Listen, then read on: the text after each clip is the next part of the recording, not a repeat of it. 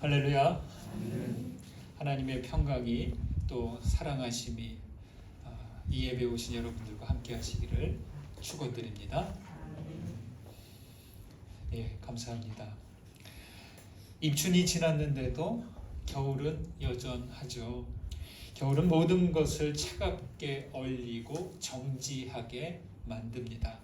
그러나 겨울은 새봄을 위해 웅크리고 기다리는 시간입니다. 만물이 멈추고 있는 것 같지만 새봄을 준비하면서 그 속에서는 이렇게 새로운 기지개를 펴기 위한 준비를 하고 있습니다. 어느 때보다 요즘엔 빨리 날이 풀리고 봄이 왔으면 하는 마음입니다. 우리네 옛 조상들은요, 동짓날이 되면 81개의 흰색 매화를 그려서 창문을 덮고 겨울을 지냈다고 합니다. 무슨 일인가요? 81개의 흰색 매화를 그리는데 99, 81개의 매화를 그린 그림을 구구 소한도라고 부릅니다. 그래서 매일 한 송이씩 붉은 칠을 한다는 거죠. 흰색으로 이렇게 그려놓고 하루가 밝으면 붉은색 칠을 거기다 하는 거예요. 또 그 다음 날이 되면 붉은색 칠을 꽃에 하는 거죠. 그렇게 하나씩 홍색으로 물을 들이다가 마침내 마지막 한 개의 매화에 붉은색 칠을 하고 나서 창문을 탁 열어 젖히면 어느새 마당에 피어있는 매화꽃을 본다는 거죠. 81일 동안의 기다림 끝에 그 그림이 아닌 진짜 붉은 매화꽃을 보게 되는데 그 순간 마음속에는 봄 기운이 가득해지게 됩니다. 어떤가요? 겨울을 견디고 봄을 기다리는 방식이 은근하면서도 꽤 낭만적입니다. 겨울이란 계절은 이렇게라도 견뎌갈 수 있습니다. 하지만 우리에게 다가온 현실이란 겨울은 어떻게 견뎌야 할까요? 우리가 체감할 수 있는 봄은 언제쯤 오게 될까요? 여러분은 겨울을 어떻게 견디고 있습니까? 또 봄을 어떻게 기다리고 있습니까? 여러분, 겨울을 견디게 하는 힘, 봄을 기다리게 하는 힘은 무엇일까요? 아마도 그것은 살고자 하는 의지라고 할 수 있겠습니다. 그러나 이 세상은 그렇게 호락호락하지 않습니다. 우리의 살고자 하는 의지는 세상 함께 냉정하게 거절당하곤 합니다. 우리를 가로막는 일들은 무섭게 으르렁대며 위협합니다. 고통스러운 질병의 늪에 빠지게 하고 재난과 사고로 생명을 빼앗고 교묘하게 속이고 기만하고 기아와 전쟁으로 황폐하게 만듭니다. 여기에 지금 우리는 코로나19 팬데믹으로 여전히 끈질긴 삶의 의지가 고갈당하고 있습니다. 여러분, 살고자 하는 의지만 있다면 살아낼 수 있을까요? 살려는 의지마저 꺾이면 우리는 속수무책일 것입니다. 그렇기에 필요한 것이 있습니다. 뭐냐? 사는 이유입니다. 내가 살아야 하는 이유, 이것을 분명히 붙잡고 있어야 됩니다. 독일 철학자 니체는 왜 살아야 하는지를 아는 사람은 어떤 상황도 견뎌낼 수 있다라고 말했죠. 바꿔 말해, 살아야 할 이유를 가진 사람은 어떻게든 살아낸다는 거죠. 살아야 할 이유를 알고 살고자 하는 의지를 놓치지 않을 때 겨울을 견디고 봄을 기다릴 수 있는 겁니다. 여러분에게 나만의 살아야 할 이유 무엇입니까? 여러분, 믿음은 살고자 하는 의지를 갖게 하고 살아야 하는 이유를 알게 합니다. 부활하신 예수 그리스도는 우리의 살아야 하는 이유 되십니다. 예수 그리스도와 함께 그 검질긴 믿음으로 아직 남은 겨울을 견디시고 또 아직 다가오지 않은 봄을 기다릴 수 있게 되시기를 주님의 이름으로 축원드립니다. 생명이신 하나님은 우리를 숨쉬고 움직이게 하십니다. 우리는 하나님을 힘입어 살고 기동하고 존재합니다. 하나님께 받은 생명을 성경에서는 조에라고 합니다. 이 조에가 생명답게 살도록 하려면 햇빛을 기다리는 나무처럼 하나님이 비추시는 그 빛 아래에 있어야 합니다. 죄를 그대로 두면 안 되는 이유는 이 빛을 차단하기 때문이죠. 예수님은 이 죄의 덮개를 치우시고 우리로 하여금 다시 생명의 빛을 받게 하셨습니다. 제가 말씀드렸죠. 믿음은 밑에 있는 힘이다. 믿음은 밑에 있는 힘, 밑힘입니다. 나무가 뿌리의 힘으로 버티면서 하늘로 향하듯이 믿음은 우리 아래서 버티게 하고 하나님으로 향하게 합니다. 그렇게 믿음은 우리를 하나님의 생명으로 다시 살게 하죠. 여기 다시 살게 하는 힘, 그것이 바로 부활이죠. 예수 생명에 이어진 사람은 믿음으로 살고 부활로 계속 살아가는 겁니다. 나무는 빛을 향해 가지를 내고 잎을 피웁니다. 여러분, 신앙에도 분명한 지향이 있는데 바로 이 생명, 조회를 향해 빛을 향해 나아가는 거죠. 따라서 다시 살아나는 일, 부활이 없으면 우리의 믿음은 헛된 것이 되고 말 것입니다. 오늘 말씀 12절을 다시 한번 보실까요? 읽습니다.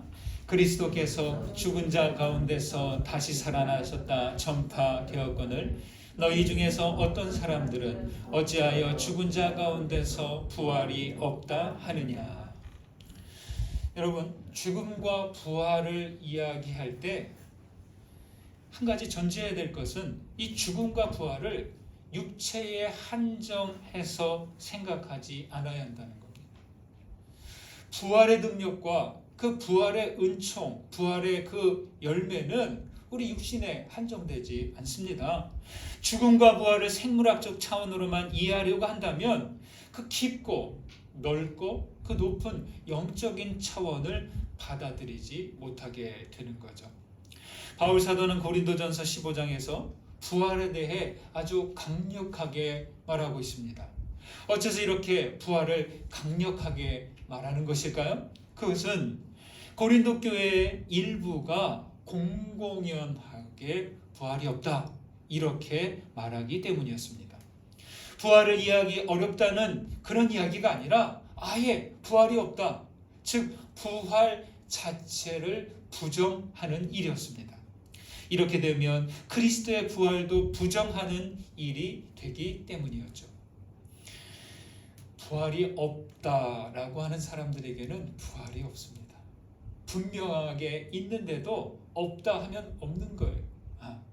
그들에겐 죽음이 마지막일 것입니다. 그런 사람은 철저히 현실주의자가 될 수밖에 없을 것입니다. 눈에 보이는 일만을 인정하고 모든 가치 판단의 기준이 여기에 있습니다. 이상에서 쾌락주의와 허무주의에 빠질 위험이 큽니다. 부활을 인정하지 않더라도 부활에 대한 상상력이 없으면 오늘을 충실하게 살아내기 힘이 듭니다. 여러분, 잘 알려진 이야기가 있죠. 하루살이가 지내다가 메뚜기를 만나서 친구가 됐어요.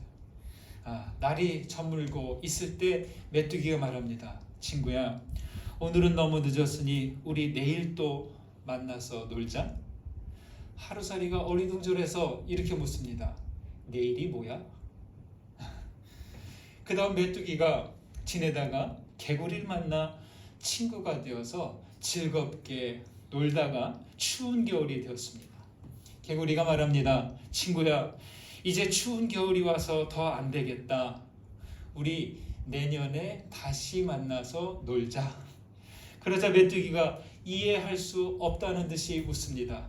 내년이 뭐야? 부활이 없다고 하는 사람, 내일을 모르는 하루살이처럼 살 것이고 내년을 모르는 메뚜기처럼 살 것입니다. 다르게 설명해 보겠습니다. 야구 선수들이 꼭 해야 할 기초 훈련이 있습니다. 그 바로 배팅이라고 하죠. 야구는 어떤 운동인가요? 방망이로 던져진 공을 탁 쳐내고 달리는 게 야구잖아요. 그래서 이 방망이로 공을 쳐내기 위해 매일 수백 번 이상 배팅 연습을 합니다. 또 골프 선수는 골프채 휘두르는 연습을 하고 테니스 선수도 라켓을 휘두르는 연습을 수없이 합니다. 수백 회, 1000회 이상 매일 한다는 것이죠. 공통된 점이 있습니다. 이 야구, 골프, 이 테니스 이것은 공통된 점이 있는데 시선은 공을 끝까지 보고 팔과 허리를 끝까지 돌려야 한다는 거예요. 가장 기본이 되는 동작인데 이것이 안 되면 실력은 늘지 않을 것이고 또 이 동작을 매일 연습하지 않는다면 그 감각은 사라진다고 합니다.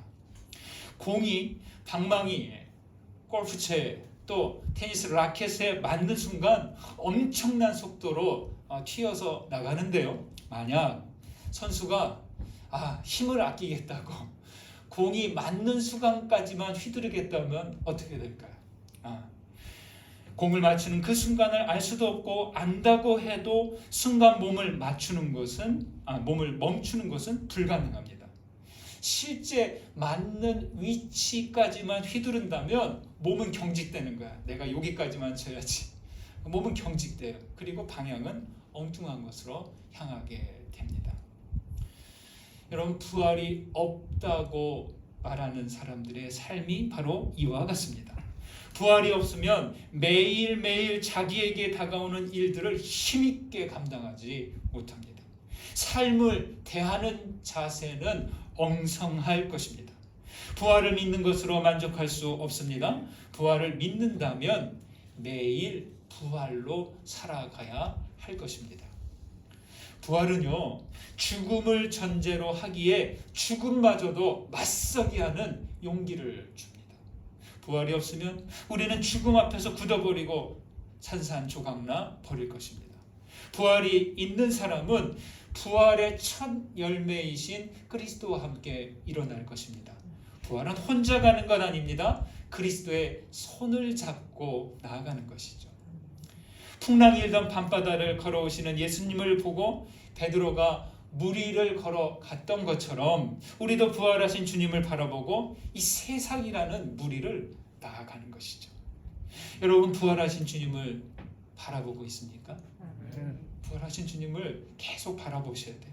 부활의 그리스도와 함께 여러분의 신앙의 자세가 흐트러지지 않게 되시기를 간절히 소망합니다. 바울은 어찌하여 죽은 자 가운데 부활이 없다 하느냐라고 반문하면서 거듭 부활이 없으면 라는 가정으로 조목조목 말하고 있습니다. 16절, 17절 보실까요? 함께 읽습니다. 만일 죽은 자가 다시 살아나는 일이 없으면 그리스도도 다시 살아나신 일이 없었을 터이요. 그리스도께서 다시 살아나신 일이 없으면 너희의 믿음도 헛되고 너희가 여전히 죄 가운데 있을 것이요. 여러분, 부활이 없으면 그리스도의 부활도 없을 것이고 복음 전파도 믿음도 헛되고 여전히 죄 가운데 있고 이미 그리스도 안에서 죽은 자들도 그건 망하는 거예요. 그 아무것도 아니게 되는 것이죠. 간단히 말해 부활이 없으면 우리의 신앙은 엉망진창이 되는 거예요. 더 이상 서 있을 수 없는 것이죠. 제 학창 시절로 돌아가 봅니다. 학창 시절 체육 시간이 참 좋았어요. 그냥 교실에서 의자에만 가만히 앉아서 수업을 들으면 참 지루하고 재미없잖아요. 그런데 그 체육 시간은 참 좋아요. 운동장에 가서 막 뛰어놀면 좋죠. 그 중에 발야구 혹은 축구 이런 것을 했던 기억이 있습니다. 이 발야구 축구가 좋은 게 뭐냐면 다른 장비 없어도 돼요. 딱 공 하나만 있으면 됩니다. 그래서 방과 후에도 자주 하곤 했는데 시작하기 전에는 꼭 좀 준비해야 될 게 있어요. 뭐냐? 운동장에 좀 선을 잘 그어놔야 돼요. 선을 잘 그어놔야 축구든지 발야구든지 운동을 할 수 있거든요.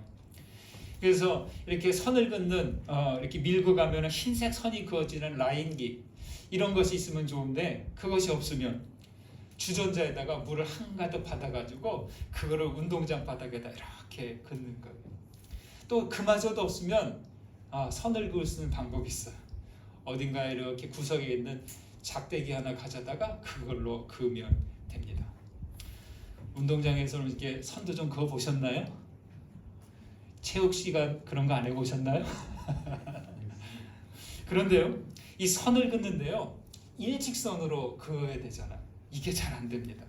아무리 똑바로 그으려고 해도 다 긋고 나면 삐뚤삐뚤 하는 거예요. 친구가 야 비뚤어졌잖아 막 뭐라고 해요.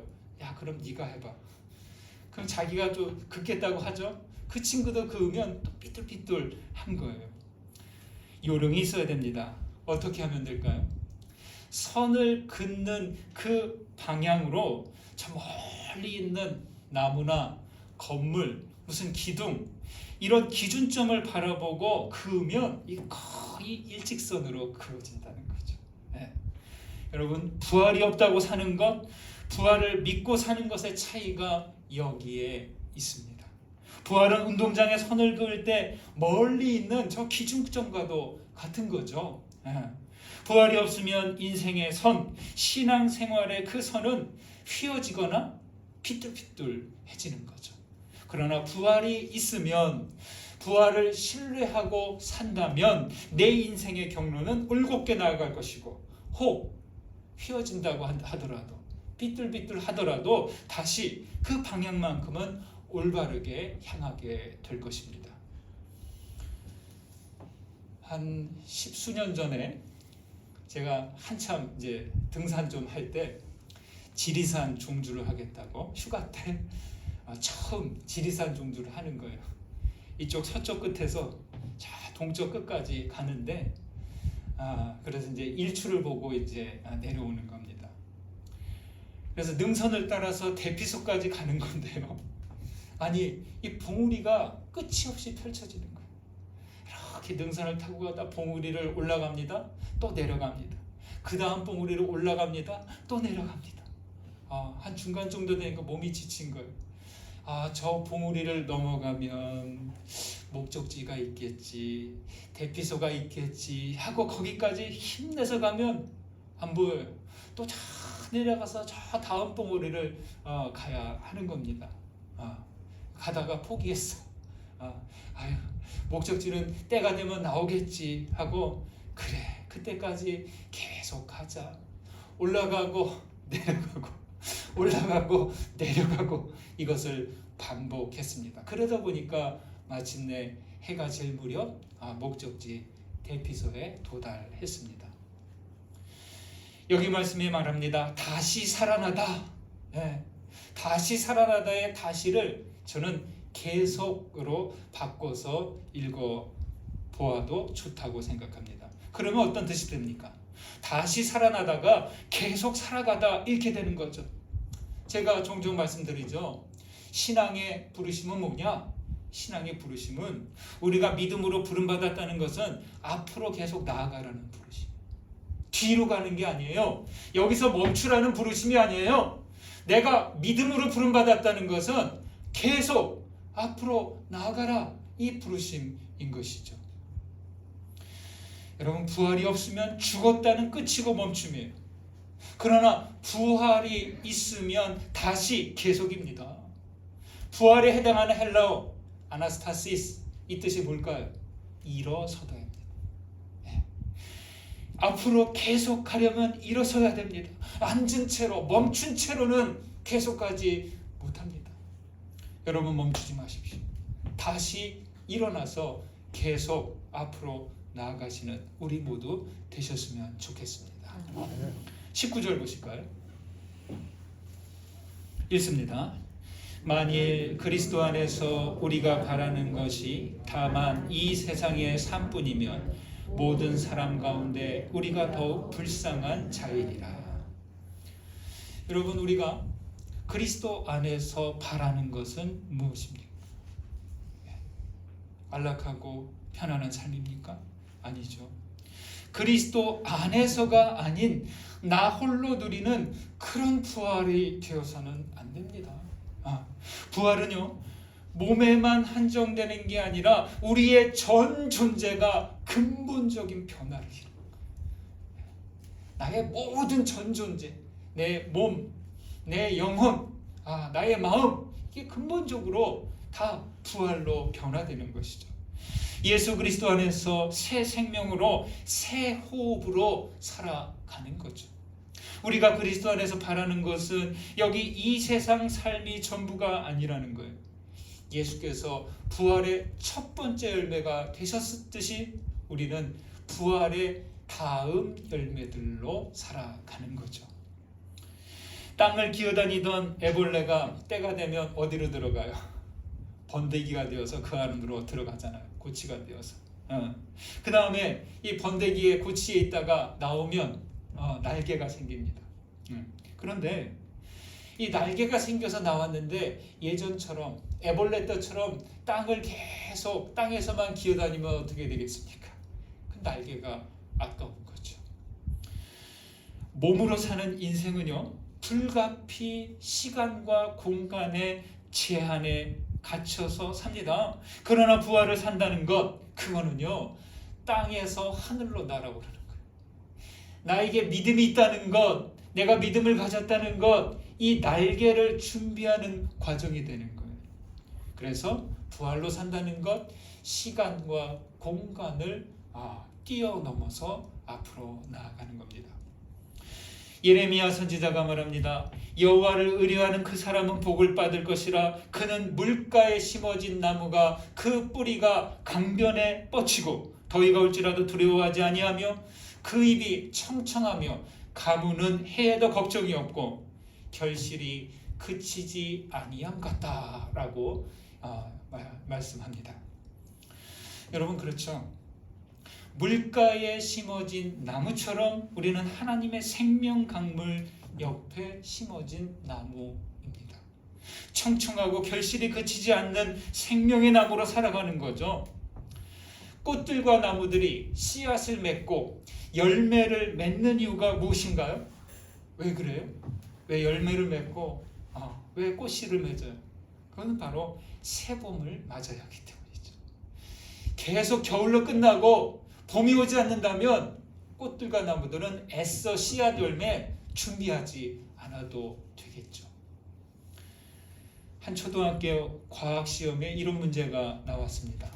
과학 시험에 얼음이 녹으면 무엇이 되는가? 여러분, 답이 뭐예요? 얼음이 녹으면 뭐가 돼요? 물이 되죠. 이게 물이 답입니다. 그런데 어떤 아이가 이렇게 적었어요.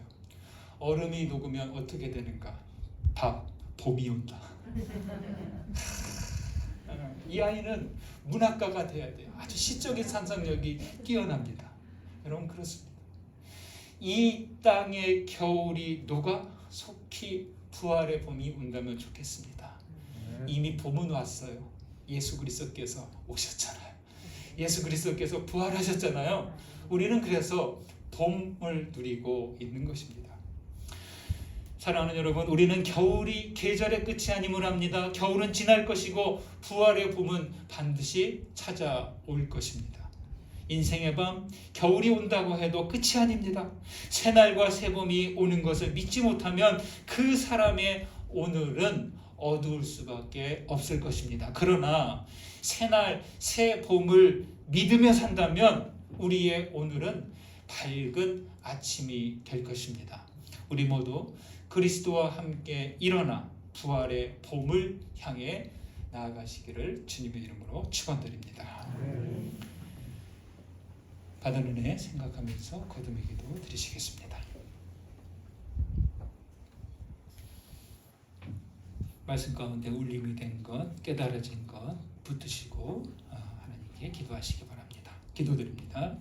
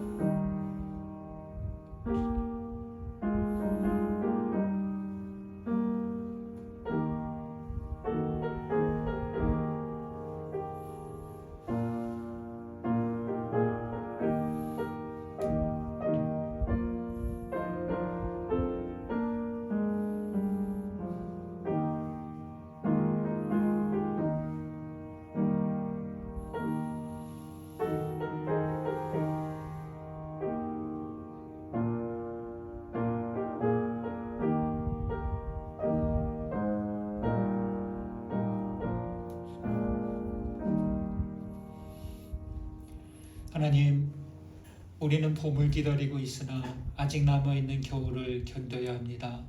우리에게 믿음 주셨으니 이 믿음으로 남은 겨울을 견디며 기다려 봄을 맞게 하옵소서. 주님, 부활이 없다고 하는 이들이 있사오니 그들을 긍휼히 여기셔서 작은 틈이라도 있다면 부활의 소망이 스며들기를 원합니다. 부활이 없다면 우리 인생은 구부러질 것이고 길을 잃고 말 것입니다. 삶의 이유 되시는 그리스도에게서 눈을 떼지 않고 오늘을 살아내도록 이끌어 주옵소서. 살아가는 동안 넘어지거나 엎드러질 때 몇 번이라도 다시 일어날 힘을 주옵소서. 이 땅의 겨울을 녹여서 속히 부활의 봄을 맞게 하옵소서. 예수 그리스도의 이름으로 기도드립니다. 아멘.